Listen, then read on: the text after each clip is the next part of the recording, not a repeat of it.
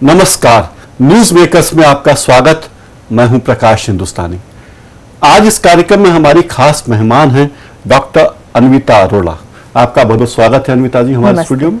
Doctor Anvita शहरी परिवहन की विशेषज्ञ हैं, IIT दिल्ली से पढ़ाई की है और पेशे से वास्तुकार है और शहरी परिवहन के बारे में कंसल्टेंसी फर्म चलाती हैं। इनोवेटिव ट्रांसपोर्ट सॉल्यूशन नाम की कंपनी की MD और CEO हैं।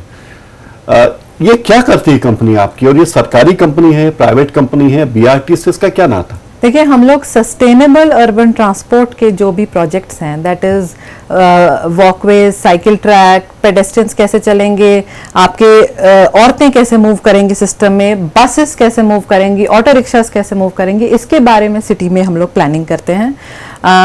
तो सारा फोकस इसी काम पर है हमारा। ये ट्रांसपोर्ट प्लानिंग कैसे की जाती है, कैसे होती है ट्रांसपोर्ट की प्लानिंग, किस तरह उसकी प्रक्रिया क्या होती है? देखिए, जब लोग अपने घर से काम को जाते हैं या स्कूल को जाते हैं तो उनके पास बहुत सारी चॉइसेस होते हैं। डिपेंड करता है कि आपका डिस्टेंस कितना है, आपके पास पैसा कितना है, आपके पास समय कितना है। आप चल के जाएंगे या साइकिल से जाएंगे या ऑटो लेंगे या बस लेंगे, तो आप जो भी ले उसके लिए अलग अलग किस्म का इंफ्रास्ट्रक्चर जरूरी है, अलग अलग किस्म की उसका इंटरमोडल जरूरी है। आप बस से उतरे तो आपको ऑटो कहाँ पे मिलेगा, ये सब चीजें प्लान करने के लिए हम ट्रांसपोर्ट प्लानिंग में उसका बिहेवियर स्टडी करते हैं कि लोग कैसे मूव करते हैं और फिर उनको क्या सुविधा देनी चाहिए उस मूवमेंट को फैसिलिटेट करने के लिए। क्या जरूरी है इसमें, कौन कौन से मुद्दों पर ध्यान देने की जरूरत होती है? उसके मानवीय पहलू क्या है, उसके आर्थिक पहलू क्या है, शहर के विकास से जुड़े पहलू क्या है? देखिए, सबसे पहले तो ये है कि जिस तरीके से हम अपनी सड़कें बनाते हैं उससे बहुत फर्क पड़ता है कि आपका शहर कैसा बनेगा।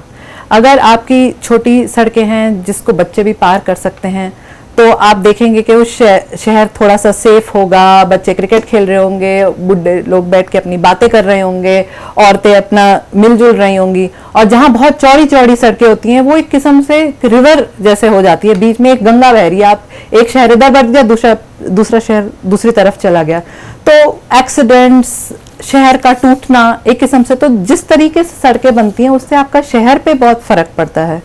तो जो उसके मानवीय पहलू तो ये है कि मेनली देखिए, आप जहाँ रहते हैं और जहाँ आपको जाना है उसका बीच का लिंक ट्रांसपोर्ट है। तो किस तरीके से आप वो मूव करें, कितना आपको सहूलियत मिले, कितना आपको कंफर्ट है, कितने आप कम पैसे में जा सकते हैं, कितने कम समय में जा सकते हैं, उससे फर्क पड़ेगा कि आपकी घर की स्थिति में फर्क पड़ेगा। जैसे अगर आप अपना इनकम का बहुत सारा पैसा ट्रांसपोर्ट में ही खर्च कर रहे हैं तो हो सकता है आप बच्चों को पढ़ा ना पाएं, हो सकता है आप खाना ठीक से नहीं ला पाए घर पे।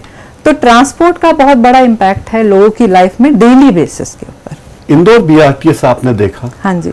क्या इसकी खूबी लगती है? हम तो एक शेर में ये बात कह सकते हैं कि 2007 से शुरू हुआ, 6 साल हो गए। हम कहते हैं कि मुद्दत के बाद पहुंचे हैं ए रह गुजर जहां, मेरा कयास है कि चले थे यहीं से हम बल्कि उससे भी बदतर हालत हो गई है। क्या लगता है आपको? देखिए, BRT पर से एक बहुत अच्छा कॉन्सेप्ट है और इंदौर में ऑप्ट किया है कि बस रैपिड ट्रांजिट सिस्टम देना। मतलब एक इस शहर का विजन है कि जो लोग बस पे आ रहे हैं, जो पेडेस्ट्रियन है, जो साइकिलिस्ट है, उनको प्रायोरिटी मिलनी चाहिए। तभी एक शहर ने इस विजन को लेकर ही उसको इम्प्लीमेंट करने की कोशिश की है। अब जरूरी ये देखना है कि क्या जो डिजाइन अब इम्प्लीमेंट हो रहा है वो उस विजन को फुलफिल कर रहा है कि नहीं। तो क्या जो पेडेस्ट्रियंस के लिए स्पेस है, क्या वो सफिशिएंट है, वो सेफ है, ठीक तरीके से बनी गई है, उसका डिजाइन अच्छा है। अब आई थिंक इस वक्त जो सिचुएशन जो मैंने देखी है सड़कों पे, वो जो इम्प्लीमेंटेशन हुआ है वो उस विजन तक पहुंचा नहीं है अभी। हो सकता है पहुंच जाए और हम इसकी कामना करते हैं। क्या ये सड़क केवल बस वालों के लिए रहेगी? BRT का जो कॉन्सेप्ट है उसमें बस के लिए जगह देना उसमें एक पार्ट है। बेसिकली उसका आइडिया ये है कि आपके जो भी वाहन हैं वो फ्रीली मूव कर सके, सेफली मूव कर सकें। तो जो उनको साइज से और स्पीड से अलग किया जाए। तो फुटपाथ अलग होना चाहिए क्योंकि फुटपाथ का साइज और बस पैदल चलने वालों और बस का साइज एकदम फर्क होता है। साइकिल ट्रैक ठेले वालों के लिए, रिक्शे वालों के लिए अलग जगह होनी चाहिए और बसेस के लिए अलग जगह होनी चाहिए क्योंकि उनको बार बार रुकना पड़ता है, पैसेंजर्स को लेना पड़ता है। तो सिर्फ बस के लिए नहीं है, BRT का कॉन्सेप्ट है पूरा जो सड़क का पूरा राइट ऑफ वे आपकी एक बाउंड्री वॉल से दूसरी बाउंड्री वॉल तक उसको रीडिजाइन करने का, ताकि वो सबके लिए काम करे।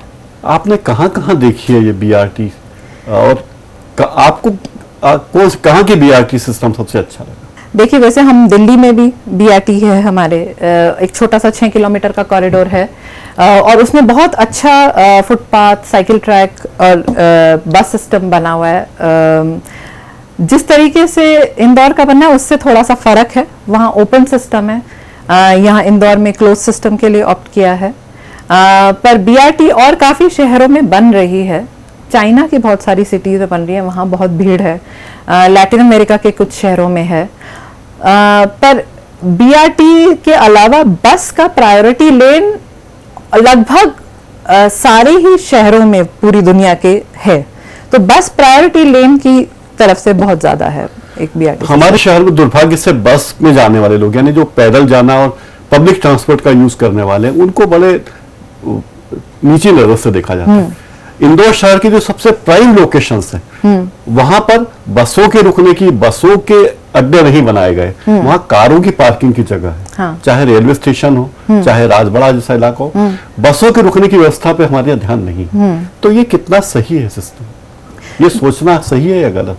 देखिए, बिल्कुल गलत है, क्योंकि एक तो ये है कि एक शहर में, इंदौर जैसे शहर में भी 5 या 6% से ज्यादा लोग गाड़ियां नहीं चलाते होंगे, फिर कुछ लोग मोटरसाइकिल पे होंगे, पर आमतौर जो मैक्सिमम परसेंटेज किसी भी शहर में होती है वो पैदल चलने वालों की होती है। दिल्ली जैसे शहर में जहां आपको लगता है गाड़ियां ही गाड़ियां और इतनी चौड़ी सड़कें हैं, तो भी 34% लोग सिर्फ चलते हैं। वो ये नहीं कि बस तक चलते हैं या रिक्शे तक चलते हैं, वो सिर्फ चलते हैं। और 40% लोग तो बसेस में जाते हैं, ऑटो रिक्शा में जाते हैं। तो कार यूज करने वालों के लिए बहुत उनकी संख्या बहुत कम होती है, पर उनको प्रायोरिटी दी जाती है। हाउएवर, जबकि लोगों का मानना है कि चलो ये तो बड़ा रईस इलाका है, यहाँ पे तो बड़ी बड़ी कोठियां या बड़े मॉल है, तो यहाँ पे चलने वालों के लिए और साइकिल वालों के लिए क्या जरूरत है। पर जहाँ पे एक गाड़ी वाला काम करने आता है, वहां पे 6 साइकिल वाले भी पीछे पियोन्स और आपके मजदूर लोग हैं, वो लोग भी काम करने आते हैं। तो सड़क तो सबके लिए होनी चाहिए। अब इंदौर में की बात करें, इंदौर में अनुशासन से हमारा कोई नाता नहीं है, हम अनुशासन के घोर दुश्मन हैं। जहां भी अनुशासन होगा हम उसको तोड़ने के लिए आमादा रहते हैं। तो कैसे चलेगा ये सिस्टम? देखिए, एक तो ये है कि हमारे शहर की जो सड़कें हैं, इंदौर की हो या दिल्ली की हो या कहीं की हो, वो हमें बताती नहीं है कि हमें कैसे रहना है। अब यही लोग, आप इंदौर में से आप कोई जाइए, लंदन जाइए, आप बहुत अच्छे से चलेंगे, सड़क पार करेंगे, कोई अनुशासन नहीं तोड़ेंगे। उसकी 2 वजह हैं। एक तो शहर की सड़कें आपको बता रही है कि आपको कहाँ जाना है, कहाँ रुकना है, कहाँ पे पार करना है, एक तो वो आपको वो बता रही है।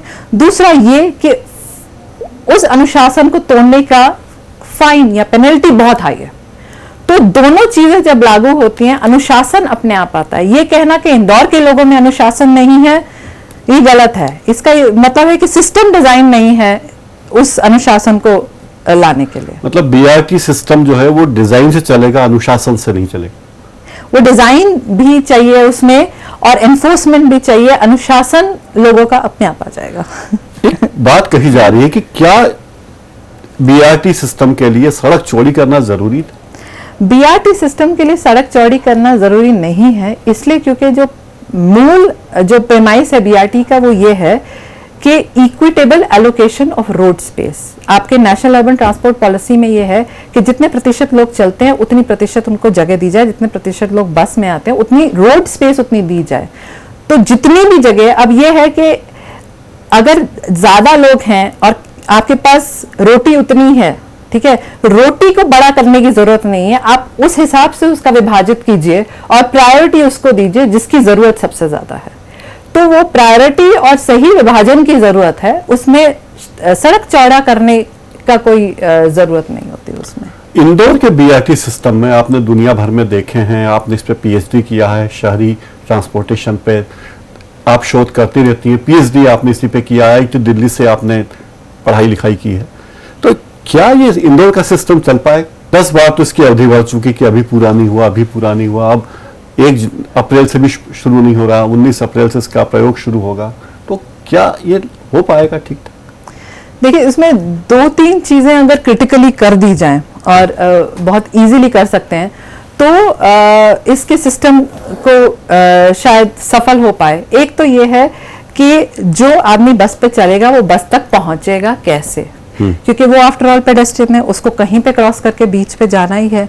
तो किस तरीके से हर बस स्टॉप के साथ आपका पेडेस्ट्रियन क्रॉसिंग इंटीग्रेटेड है, कैसे वो सेफली वहां तक पहुंच सकता है, और अगर वो डिफरेंटली एबल्ड है, अगर वो व्हील चेयर पे है या ब्लाइंड है, वो कैसे वहां तक पहुंच के वहां तक चढ़ सकता है, उसका डिजाइन करना बहुत इंपॉर्टेंट, जो अभी नहीं है।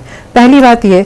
दूसरा ये कि जो बाकी मोड्स हैं, जैसे आप ऑटो से आए हैं या आप टाटा मैजिक से आए हैं या आप किसी और भी मोड से आए, किसी ने आपको ड्रॉप किया और आपको वहां तक जाना है, तो वो ऑटो रिक्शा खड़े होने की जगह है क्या वहां पे आपके बस स्टॉप के पास? वहां पे और अगर 4 ऑटो रिक्शा खड़े होंगे, चाहे आप बनाए चाहे ना बनाए, तो उस चाय वाले की जगह है, पकौड़े वाले की जगह है, जो उधर खड़ा ही होएगा।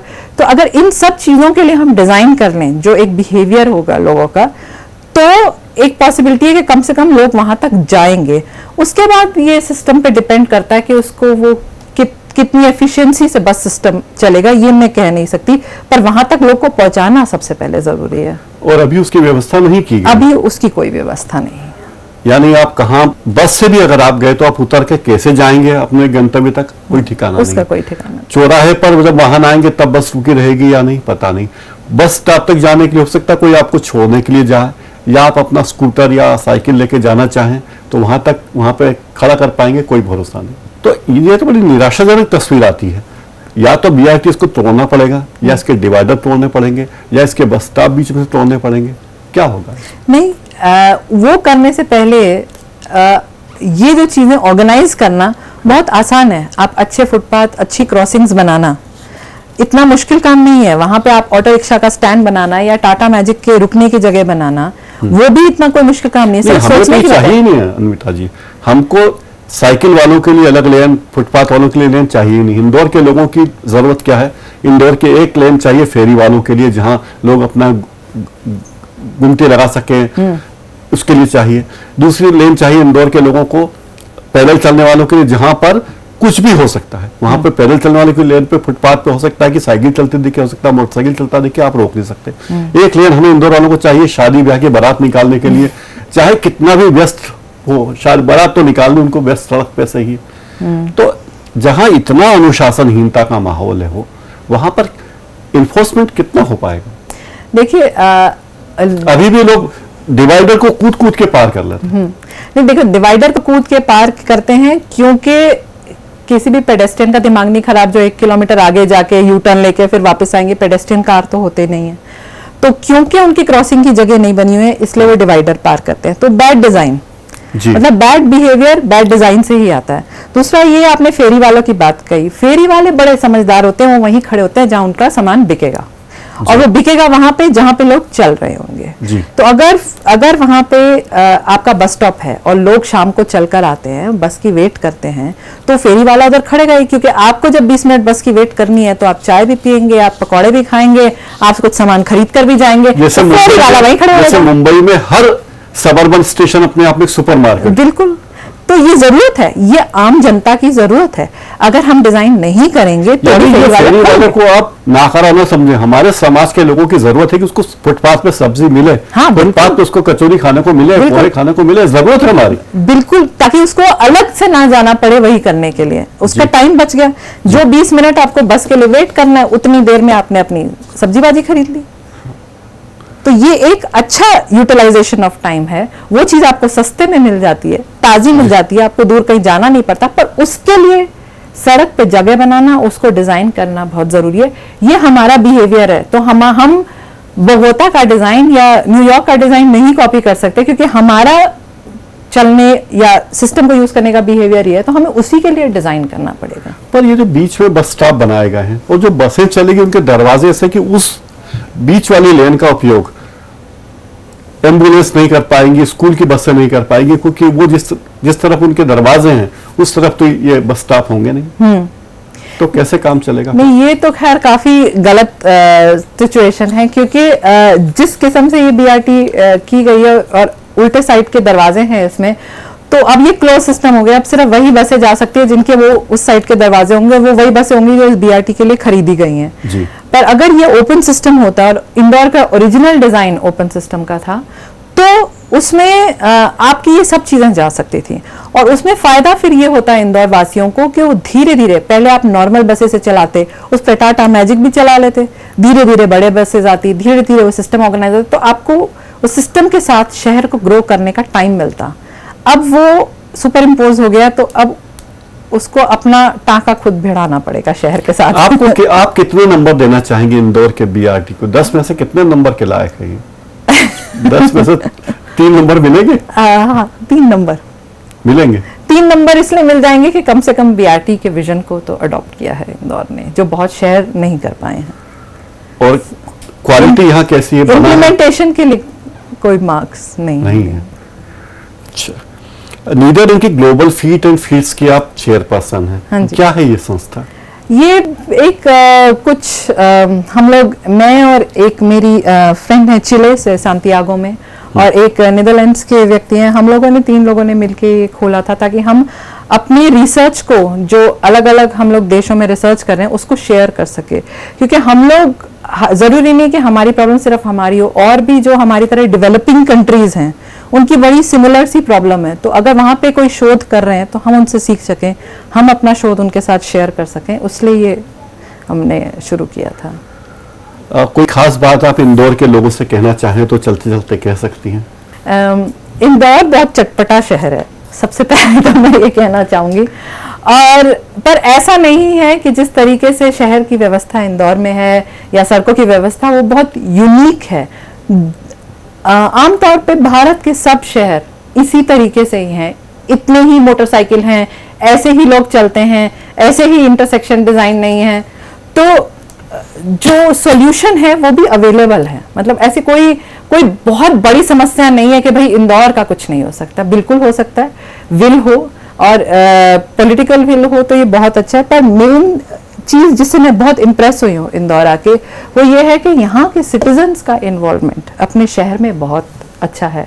हम लोग बहुत शहरों में देखते हैं कि किसी को कोई लेना देना नहीं है अपने शहर से, पर इंदौर वासियों को इंदौर से बहुत प्यार है और बहुत लेना देना है। उसके बारे में कुछ कोशिश कर रहे हैं कि हमारा शहर ठीक हो, और इसके लिए जो भी आपको सहायता या सपोर्ट चाहिए हो, हम लोग बहुत सारे लोग हैं दुनिया में आपके साथ हैं। डॉक्टर अन्विता अरोड़ा आप हमारे स्टूडियो पधारी, आपने हमसे बातचीत की, आपका बहुत बहुत शुक्रिया। Thank you. न्यूज मेकर्स के इस कार्यक्रम में फिलहाल इतना ही। आप हमारा ये कार्यक्रम YouTube पर जाकर भी देख सकते हैं। YouTube का URL स्क्रीन पर नीचे दिया गया है। आज के लिए इतना ही। नमस्कार।